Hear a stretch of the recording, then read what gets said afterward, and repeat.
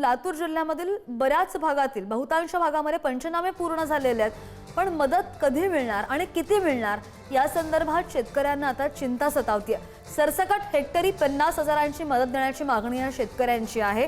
लातूर जिल्ह्यामधील बहुतांश भागांमध्ये पंचनामे पूर्ण झालेले आहेत आणि पण मदत कधी मिळणार आणि किती मदत मिळणार या संदर्भात शेतकऱ्यांना चिंता आहे। गेल्या काही दिवसात लातूर जिल्ह्यात झालेल्या मुसळधार पावसामुळे शेती पिकांचं अतोनात नुकसान झालेलं आहे। प्रशासनाच्या वतीनं जिल्ह्यामध्ये झालेल्या नुकसानीच्या पंचनाम्यांना सुरुवात झालेली आहे।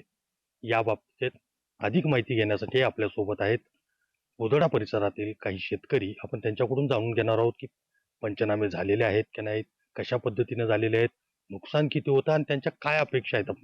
तर आपल्यासोबत आहेत शेतकरी। मला सांगा, आपल्या भागामध्ये पंचनाम्यांना सुरुवात झाली? हा, पूर्ण पंचनामे झालेले आहेत। सरकारकडून अपेक्षा अशी आहे आमची की सरकारनं नुकसान न भरून येणार आहे, पण सरकारनं कोणचे कशी भरपाई देते, पंचनामे तर झालेत, वरी त्यांच्या नियमामध्ये काय करतात, कधी भेटतात, मदत किती जाहीर केलेत, अजून काहीच त्यांचं जाहीर नाही काहीच मदत। आणि आमची अपेक्षा अशी आहे की 50,000 आम्हाला हेक्टरी मदत करावी।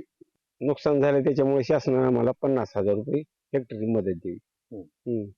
अतोनात नुकसान झालेलं आहे, फार कुजून गेलेत काही पिकं तरी। सोयाबीन कुजून गेले, उडीद कुजून गेले, आता काढण्यासारखं काय राहिलं नाही विशेष म्हणजे। जे बी काही पिकं आहेत सगळं पूर्ण 100% नुकसान आहे।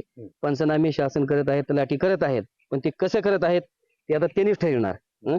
तरी एक आम्हाला सरकारकडून एक अपेक्षा आहे की कमीत कमी शेतकऱ्यासाठी 50,000 रुपये हेक्टरी दिले तर आज शेतकरी जगल, नाही तर शेतकरी जगू शकणार नाही।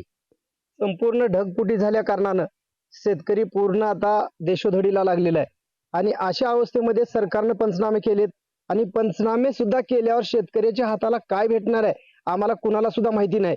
खरं तर सरकार अतिशय लबाड आहे आणि अशा लबाड सरकारचं जेवल्याशिवाय अवतान खरं नसतंय, अशा पद्धतीची परिस्थिती या ठिकाणी झालेली आहे। पुढारी न्यूजसाठी श्रीराम जाधव, लातूर।